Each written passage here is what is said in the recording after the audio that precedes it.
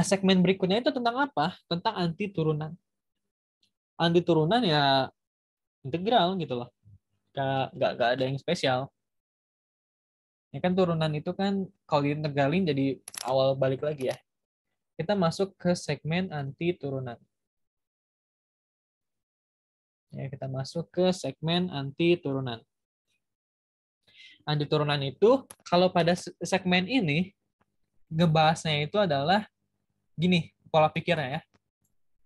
Y aksen sama dengan 2x katakanlah. Nah, berarti fungsi y-nya apa? Jadi pola pikirnya itu kalau di segmen yang ini bukan pakai integral, tapi pikirnya kayak gini. Fungsi apa ketika kalau aku turunin, hasilnya adalah 2x. Jelas bahwa jawabannya itu adalah x kuadrat. Nah gitu, pola pikirnya untuk segmen kali ini adalah seperti itu. Walaupun kamu memang bisa pakai integral. Hasilnya sama juga sih. Gitu. Ya. Contoh lagi, misalkan y aksen sama dengan 1/3 x kuadrat. Gitu. Y-nya berapa? Ditanya. Ya. Nah, untuk pola pikir pada segmen kali ini adalah fungsi apa yang kalau aku turunin, sorry ini bukan sepertiga ya, ini 3. Fungsi apa yang kalau aku turunin itu jadi 3x kuadrat? Ya, x pangkat 3. Ya, untuk bab anti turunan kurang lebih kayak gitu. Ya, jadi kalau aku gambarin skemanya, ya misalkan y sama dengan x pangkat 3, ya kanan itu adalah turunin, jadi apa? Y sama dengan 3x kuadrat. Nah, anti turunannya itu adalah ini ya, anti turunan. Anti turunan. Or I should say integral. Jadi gini. Kayak ini nanti bakal kepake lagi di teorema dasar kalkulus ke-1. Jadi harus ingat ini. Ya, ada beberapa ini ya, ada beberapa pengantar dari integral. Mungkin kita review beberapa ya. Untuk integral dari x pangkat r ya terhadap dr ini akan sama dengan 1/r tambah 1 x r tambah 1 dan 2 plus c-nya. Ya, ini hukum integral yang dulu Riemann temukan tuh nggak salah. Ya. Sini integral sin x, integral dari sin cos, ya. Min cos, sorry. Jadi pola pikirnya gimana? Fungsi apa yang kalau aku turunin jadi sin x? Itu tuh artinya integral sin dx. Gitu loh. Fungsi apa yang kalau aku turunin jadi sin x? Turunannya cos kan min sin gitu. Ya udah supaya jadi sin kasih minus jadi min cos x plus c. Sekarang integral cos x. Apa artinya? Fungsi apa yang kalau aku turunin jadinya cos x? Ya sin x. Terus apa? Terus ini ada properti dari integral. Gini. Kalau dijumlahin kita bisa pecah. Ini dx, sorry. F of x tambah integral dx, sorry. Integral g of x dx. Nanti aku kirim notulensi rapihnya. Dan juga ini yang penting ya, bahwa integral dari c fx dx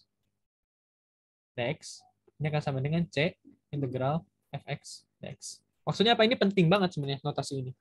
Artinya dx ini ya, dx ini merepresentasikan integralnya itu terhadap x gitu. Jadi misalkan aku punya soal kayak gini, integral 1/ln ln lagi nggak tahu x kuadrat gak apa, x kuadrat tambah ln 4x kuadrat tambah 1 miliar gitu ya, tapi aku integralnya terhadap y, ya udah berarti ini jadi apa, jadi ini panjang mungkin sebenarnya kotaknya kotak y gitu. Karena apa? Karena kita integralinnya itu terhadap y, sedangkan di sini nggak ada fungsi y gitu loh. Ya jadi ini dianggap aja semuanya konstanta gitu. Jadi konstanta atau di sini aku sebutnya kotak. Ya udah berarti ini bakal sama dengan kotak integral dy, ya udah berarti kotak y. Itulah.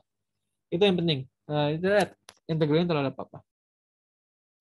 Ya kunci untuk integral itu latihan soal ya. Latihan soal minimal 200. Itu bakal ngasih waktu 2 jam. 2 jam 3 jam. Ya, kita itu bahas tentang anti turunan.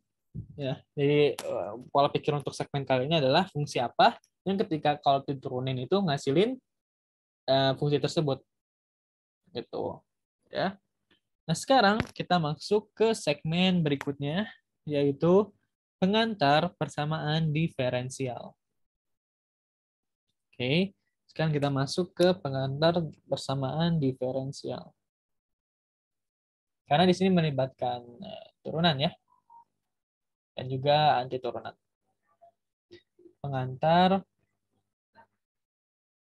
persamaan diferensial. Kenapa kita harus bahas persamaan diferensial sih?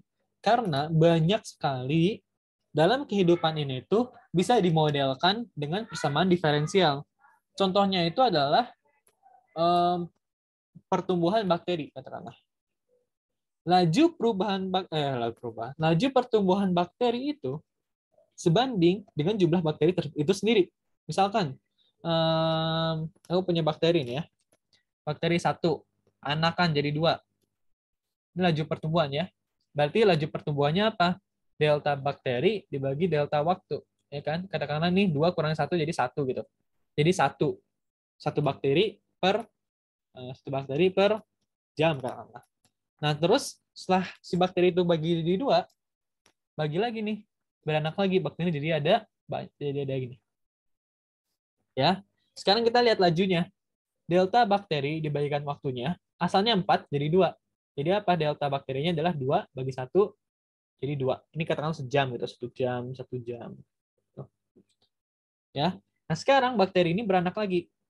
Membelah diri, sorry. Amuba ya, apalah itu pokoknya. Bulat-bulat, bulat-bulat, bulat-bulat, bulat-bulat. Nah, sekarang kita lihat lajunya. Lajunya dalam 1 jam. Ya, 1 jam. 1 jam. Berarti delta bakteri per delta waktunya sama dengan berapa? 2, 4, 6, 8. 8 dikurangi 4. 4 per 1 jam. 4. Nah, sekarang kita lihat. Laju bakteri itu ternyata berbanding lurus dengan jumlah bakteri itu sendiri. Atau dalam model matematika ini dilambangkan dengan laju pertumbuhan bakteri terhadap waktu ini akan sebanding dengan jumlah dari bakteri itu sendiri. Laju pertumbuhan bakteri artinya dB per dt sebanding dengan jumlah bakteri itu sendiri. Ya. Bagaimana supaya jadi sama dengan? Karena ini sebanding, kasih konstanta proporsionalitas namanya. Nah, inilah namanya pengantar persamaan diferensial. Kita akan cuma bahas yang ini doang. Ya, nanti kita akan bahas juga terkait faktor integrasi dan lain-lainnya. Oke. Oke. Ya. Atau kalau dalam bentuk matematisnya, dalam bentuk umumnya, yaitu adalah aku memiliki fungsi turunan dy per dt, katakanlah. Nah, ini akan sama dengan, katakanlah, jangan dt ya. Udah ada gx, ht, katakanlah ya. Ya, ada fungsi x, ada fungsi t. Gitu. Kok ini x ya? Ini berarti gy itu. Gy, sorry. Ya.